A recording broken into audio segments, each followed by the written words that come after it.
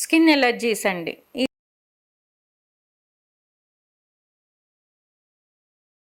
Skin allergies అంటే ఏంటంటే, ఇది చాలామంది మనం అందరం లైఫ్లో ఎప్పుడొకప్పుడు స్కిన్ ఎలర్జీ ఫేస్ చేయకోకుండా మనకి ఎవ్వరికీ అవ్వదండి. అంటే ఏంటంటే అందరం ఏదో ఒక లైఫ్లో ఏదో ఒక టైంలో స్కిన్ ఎలర్జీస్ ఎక్కువగా చూస్తుంటాం అనమాట.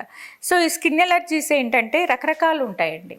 కొంతమందికి ఎలర్జీస్ అని మనం చెప్తాం, కానీ ఇవి గ్రూప్ ఆఫ్ కండిషన్స్ అనమాట. అంటే ఎలాంటివంటే కొంతమందిలో చిన్నప్పటి నుంచి చెప్తానండి. చిన్నప్పటి నుంచి ఏంటంటే చాలామందిలో ఎటోపిక్ డెర్మటైటిస్ అంటాం పిల్లల్లో. ఎటోపిక్ డెర్మటైటిస్ అనేది చాలా కామన్ అనమాట. చిన్నపిల్లల్లో ఎటోపిక్ డెర్మటైటిస్ అనేది అంటే ఏంటంటే వాళ్ళకి స్కిన్ ఫోల్డ్స్లోను, లేదంటే కనుక వాళ్ళకి ఎక్కడ డైపర్ ర్యాష్ లాగాను, ఎక్కడ ఫోల్డ్స్ ఉంటే అక్కడ వాళ్ళకి రెడ్గాను ఇరిటేషన్ ఉండి వాళ్ళకి ఇచ్చింగ్ అనేది చాలా మందిలో చూస్తుంటాం అనమాట.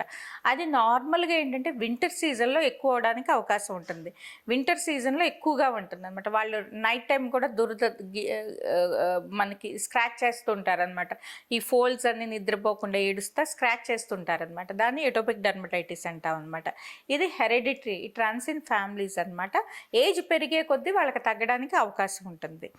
అలాగే కొంతమందిలో అలా కొంచెం ఏజ్ వచ్చిన తర్వాత ఏంటంటే, కొంత ఏజ్ వచ్చిన తర్వాత చాలా మందిలో ఏంటంటే ఎలర్జిక్ రియాక్షన్స్ అనమాట. ఫర్ ఎగ్జాంపుల్ ఏదైనా ఫుడ్ పడకపోవడం వలన, లేదంటే ఏదైనా మెడిసిన్ రాంగ్ మెడిసిన్ వాడడం వలన కూడా వాళ్ళకి ఏంటంటే పడని మెడిసిన్, రాంగ్ మెడిసిన్ కాదండి, పడని మెడిసిన్ ఏదైనా వాడడం ద్వారా ఏమవుతుందంటే వాళ్ళకి ఎలర్జిక్ రియాక్షన్ అనేది మనం కామన్గా చూస్తుంటాం అనమాట.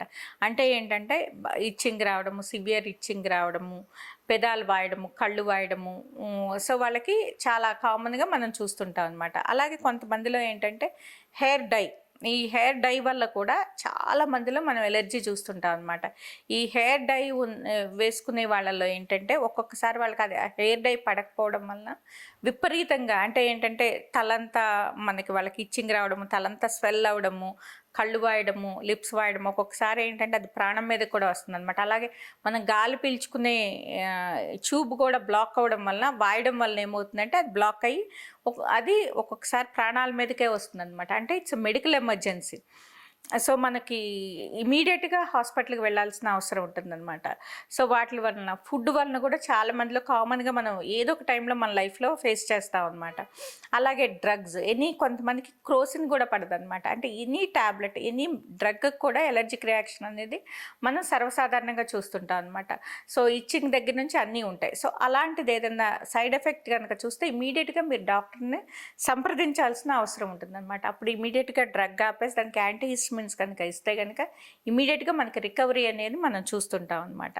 అలాగే ఏజ్ పెరిగే కొద్దీ ఏంటంటే ఎగ్జిమాస్ ఏంటంటే ఈ డ్రై స్కిన్ ఉన్న వాళ్ళలో ఎగ్జిమాస్ చాలా కామన్గా మనం చూస్తుంటాం అనమాట. అంటే ఏంటంటే వాళ్ళకి దురదల్లాగా రావడము, స్కిన్ దద్దుర్లాగా రావడము, అలాగే ఏంటంటే డీస్క్వామేషన్ అనమాట. అంటే పొట్టులాగా రావడము, స్కిన్ పైన ప్యాచెస్ లాగా, అలాగే కాళ్ళ దగ్గర అంతా పొట్టులాగా రావడము, ఇవన్నీ చూస్తుంటాం అనమాట. ఎగ్జిమాస్ అనమాట. అంటే ఈ డ్రై స్కిన్ ఉన్న వాళ్ళ ఎగ్జిమా చాలా కామన్ అండి. సో ఏమవుతుందంటే ఈ ఎగ్జిమా వింటర్లో ఎక్కువ అయ్యి ఏజ్తో పాటు అవి కూడా పెరగడానికి అవకాశం ఉంటుందన్నమాట. సో అలాంటి వారు ఏంటంటే సోపు వాడకం అనేది బాగా తగ్గించాలి.